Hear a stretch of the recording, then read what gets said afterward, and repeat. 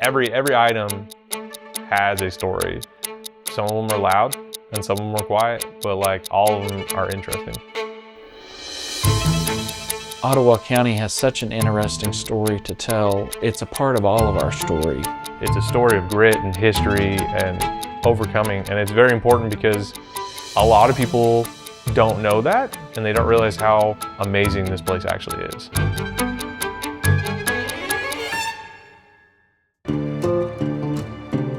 So the Dobson family was one of the early pioneer families that came here to Miami to settle shortly after the town was established. And then they eventually, in 1915, built the home that's currently still standing.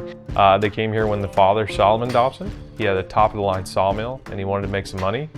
So he came out this way with it, set it up, and within probably about a year and a half, he was selling it. So they had lead and zinc mines in and around Pitcher and Hockerville.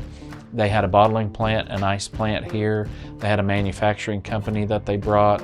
Wayman was actually mayor of Miami, but he helped Miami lower its debt during the Great Depression. Miss Nellie and her brothers and her dad, we have records of mortgages they helped pay off. We have records of loans they helped pay off. You know, their legacy's alive, and their legacy's alive through the Dobson Museum. They gave that to the community. We have the longest stretch of Route 66 as a main street on the route.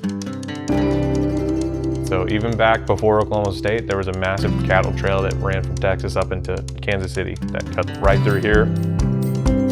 It's always been significant in Ottawa County because we have several communities that are on the Mother Road. Mom and pop businesses, family-owned businesses that have been here for generations.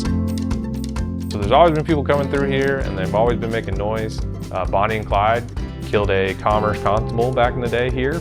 Ma Barker and her sons used to run through here and somehow always had a place to hide here in Ottawa County. We also have one of the only original 9-foot sections of Route 66. We call it the Ribbon Road. People, they'll travel from Europe, Africa, Australia, and drive out here just so they can touch the Ribbon Road. So when I was a kid, there was a very popular TV show that was set on Route 66, and everybody back then loved it. You know, it was a big deal. There are lots of shops where people can stop and just lots of things for tourists to see when they come through. Our main street's spectacular, it really is, and it should be the highlight of Route 66. If you're traveling Route 66, Miami, Oklahoma is definitely a stop you gotta make. We're the only county in the United States that has this many Native American tribes located in one county. 9 that are headquartered here in Ottawa County. So all of them were forced here around the same time, and the Cherokee got the largest cut of land because they were one of the largest tribes. And they all have a uniqueness, which I love about the resettlement exhibit that we have in the museum, is we have an interactive screen that you can delve into each tribe's story. Many of our tribal leaders, early tribal leaders, were a part of the board and some of the early donors to the collection. I tell everybody all the time, we are Native American. Ottawa County is Native American.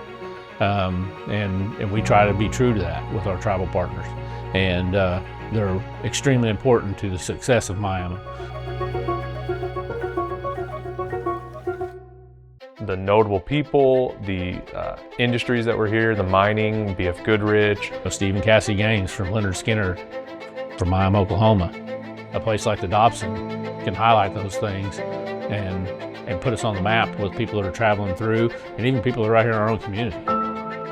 To me, history is something that's very fragile. If it's not protected and shared, it's going to be lost. And when that happens, the young people lose their bridge to the past. I always tell people the same thing about Miami. Our people are our best asset, but our kids are our most important asset. And that's why this museum is important.